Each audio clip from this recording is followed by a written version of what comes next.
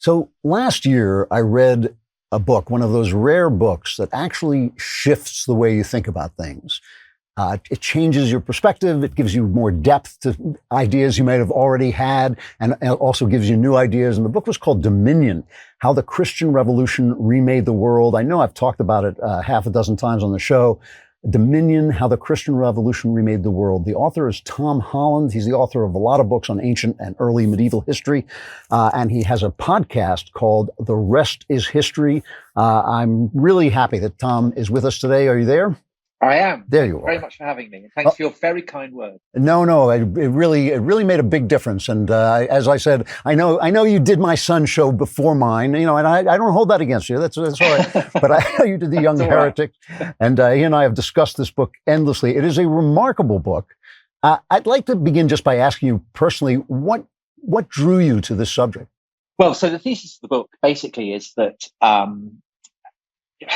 we in the West, Europe and America, we're like goldfish swimming in Christian waters, and we take Christianity and its inheritance so completely for granted that many of us, particularly those who may feel that they've emancipated themselves from Christianity as a kind of superstition, don't realize the degree to which what we assume is just kind of human nature or the way that society is just organized or anything, that actually it's incredibly culturally contingent, and that it derives from a very, very kind of specific intellectual, spiritual tradition that has utterly shaped us. And this is a conclusion that I was surprised to find myself coming to, because I'd always kind of, to be honest, much preferred the classical world. And I'd viewed the coming of Christianity kind of like, wintry drizzle descending and replacing the clear blue. I've kind of imagined the classical world as gleaming temples and blue skies, and then the coming of Christianity as rain and drizzle, and everyone, the clear white togas going, and everyone starting to wear sackcloth and ashes. So it's like the kind of depressing development.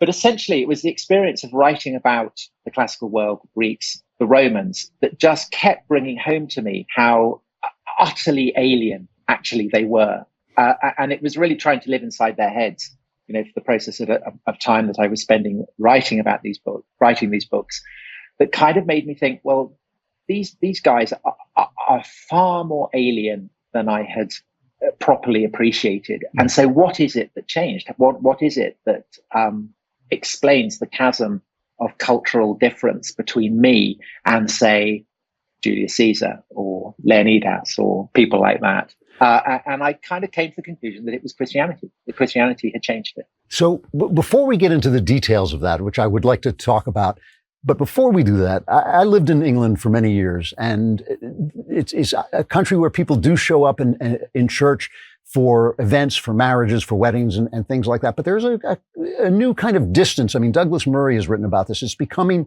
if it's not already, it's becoming a much more secular country than, for instance, this country is. So you make that discovery. Does that have a personal effect on your life? Well, I was raised in the Church of England. My mother is a very devout member of the Church of England. I love her. So I've never had a kind of, a Byronic rejection of Christianity. I've always kind of quite admired it. I just thought it was rather boring. And to be honest, I think that's probably the attitude of lots of people in Britain, is that it's just faintly boring. I mean, I'm aware that it's far more a live kind of cultural issue in the United States.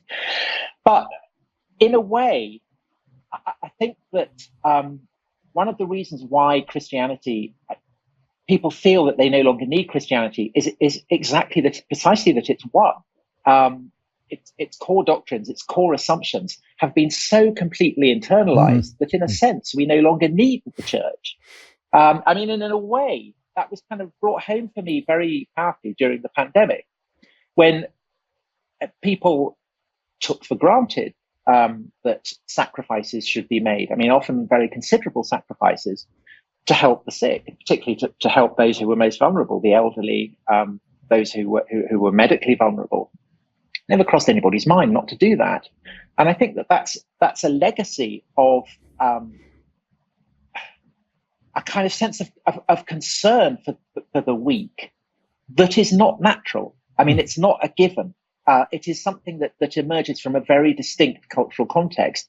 And I think that cultural context is the kind of the Christian command that you should care for those who suffer. And there was a terrible process of, terrible cycle of plagues, of pandemics throughout the 3rd century AD.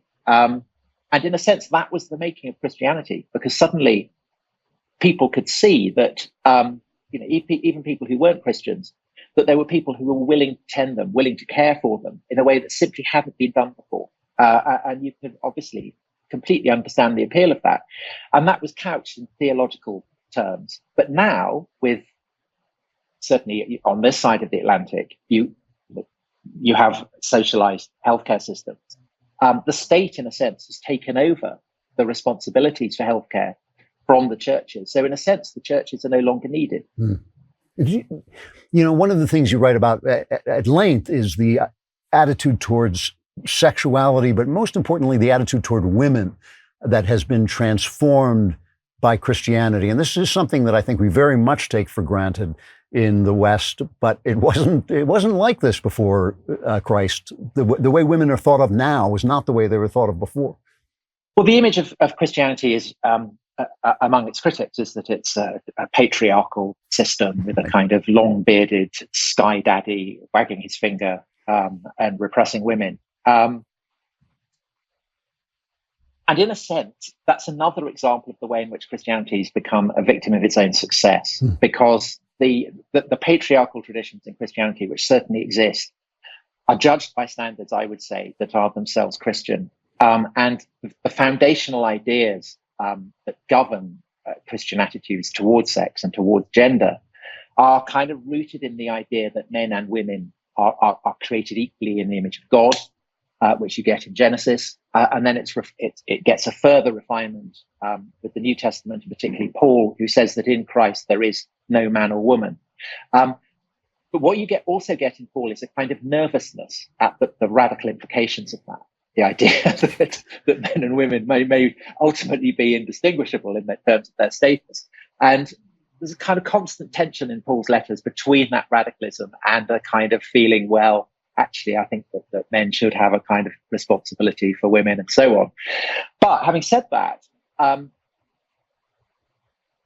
this understanding that every human being, female as well as male, is created equally in the image of God, is so foundational to Paul's understanding of how people should relate to each other, that he argues essentially that the only real way that a man and a woman can have a sexual relationship is if they map that relationship on the relationship between Christ and his church. So again, you have that kind of idea that Christ is the head of the church. So there is that kind of idea of the man as the head of the relationship. But in the context of the age, this is unbelievably transformative. And I think you could almost say kind of progressive, if you want to put it in those terms, because the context of the world in which Paul is framing these doctrines, so Corinth, Roman colony, Rome itself, this is a society in which the binary is not as it is for us, men and women, the two sexes.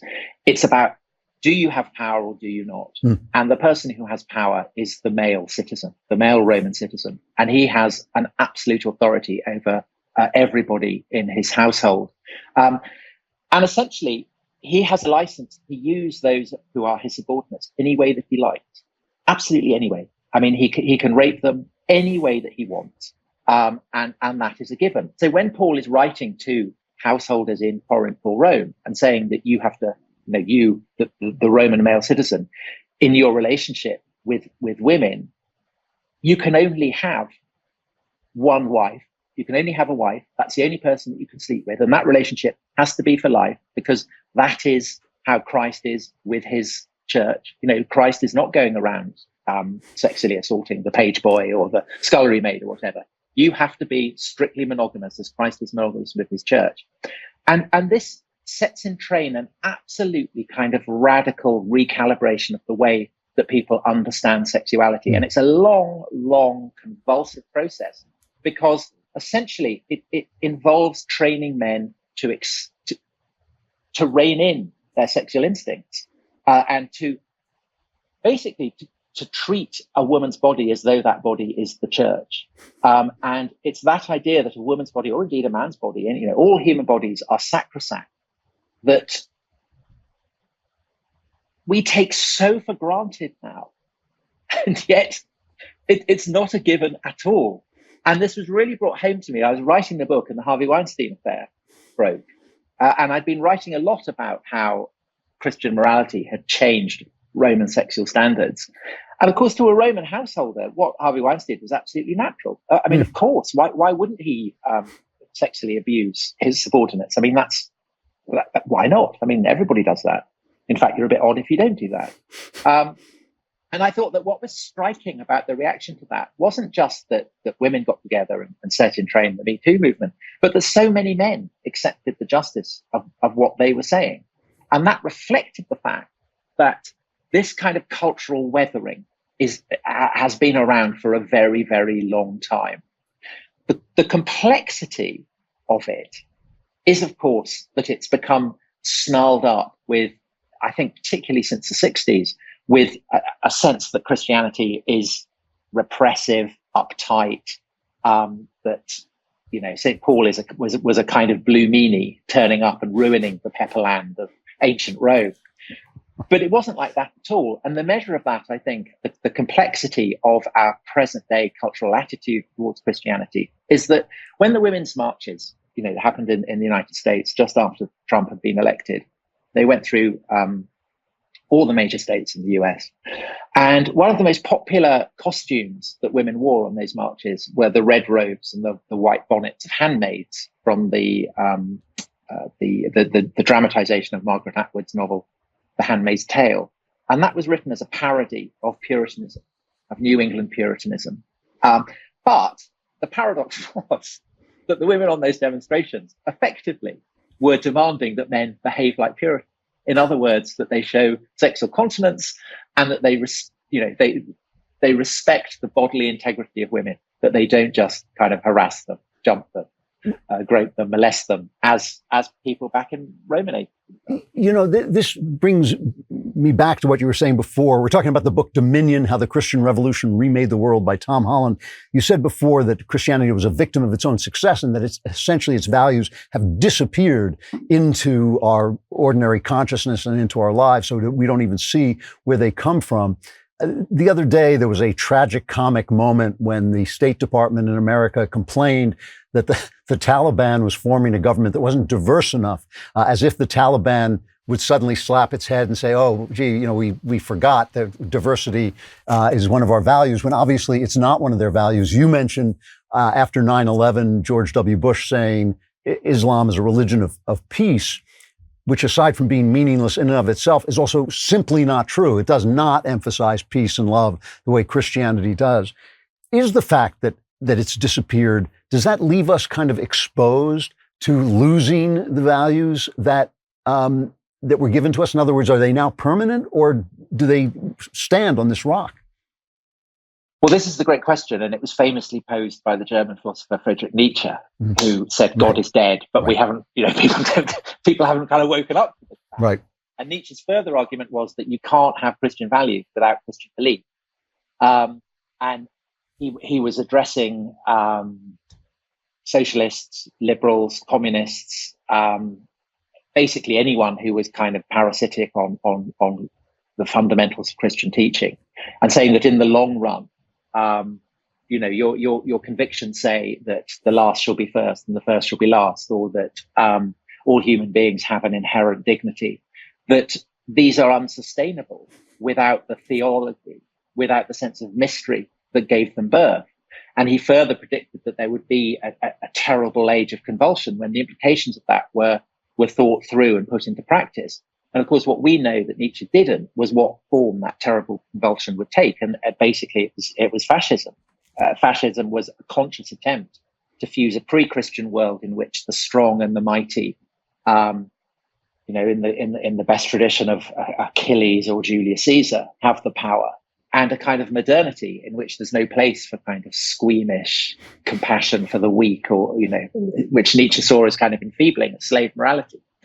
And fascism, particularly in its Nazi form, was the most radical subversion of Christian assumptions since the time of Constantine, far more radical than the French Revolution or the Russian Revolution, both of which absolutely thought that the last should be first and the first should be last, that at the end of days, sheep and goat will be divided up, that a new Jerusalem will descend to the earth. It was just that this had been secularized, but the Christian impulse for these teachings was absolutely clear. And the reason that both the French and the Russian revolutionaries targeted the church was for deeply Christian reasons. In other words, that the church was identified with oppression that the church had become first, and therefore it had to become last.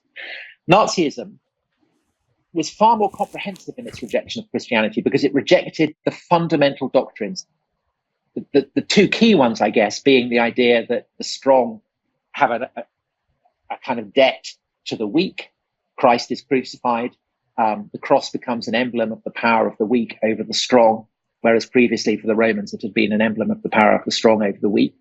The Nazis utterly rejected that. They were all in favor of strength, and they regarded the weak as people who had to be disposed of. And of course, the Nazis rejected the idea that there was a fundamental human dignity and equality. And Paul had said that there's no man or woman. He also said there is no Jew or Greek. The Nazis absolutely thought there were Jews and Greeks. And the shock and the horror of that, when it kind of percolated out, and when the understanding of what it had done with news of kind of Holocaust kind of entering public understanding really in the 60s, that oddly is, but I think, it may seem counterintuitively, but I think it's not entirely strange. That is when Christianity in Europe, institutional Christianity, started to really go into decline. And I think that one of the reasons for that is that the Nazis provide us in the West, and I would include the United States in this, with a kind of new mythology that is actually far more dramatic, far more vivid, and far more, it seems to many people, rooted in reality than the traditional Christian mythology.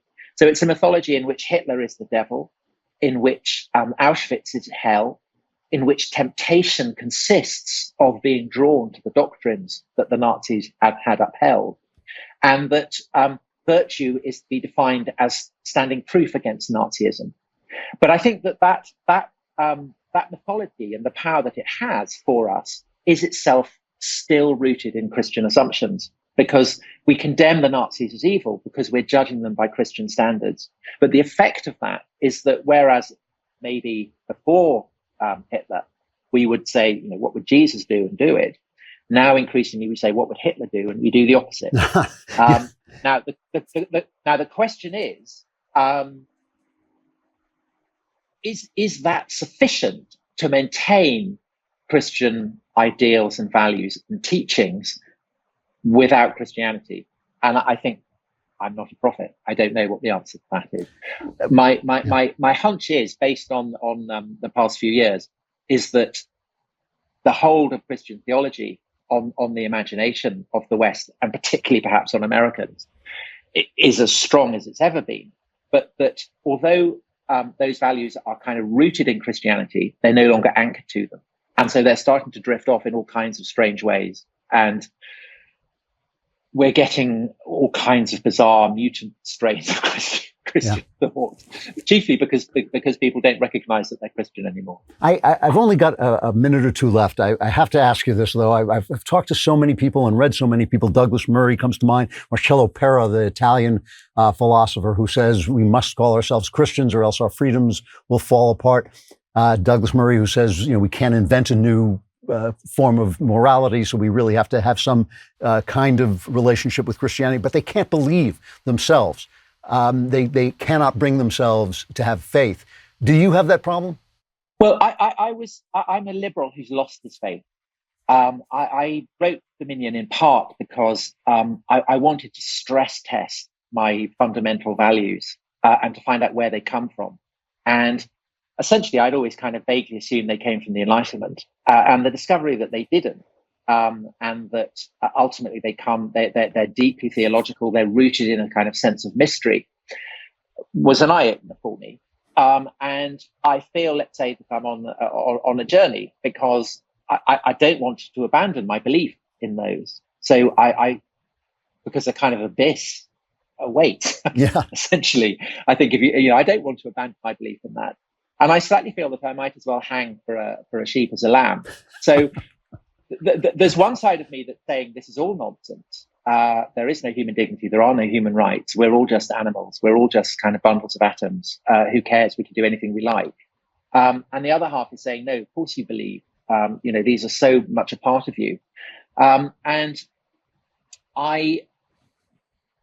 there are times where I can believe that, and there are times where I can't. And my skepticism and my belief are in a constant sense of dialogue. And that may sound like a kind of weasel question, but I think that I'm not unusual in that. I think that in a sense, our entire society, whether it recognizes it or not, is in a process of discussing this, whether our values are sufficiently believable that we can continue to believe in them or not. Yeah. And I like to think that we can. Yeah. But I was going to say I've been there, so I'm not surprised at all. I've got to stop you there. Absolutely terrific conversation. I'm so happy you came on. The book is Dominion: How the Christian Revolution Remade the World by Tom Holland. Tom, I hope you'll come back again. We can talk some more. Thank you very much for having me. Thanks a lot.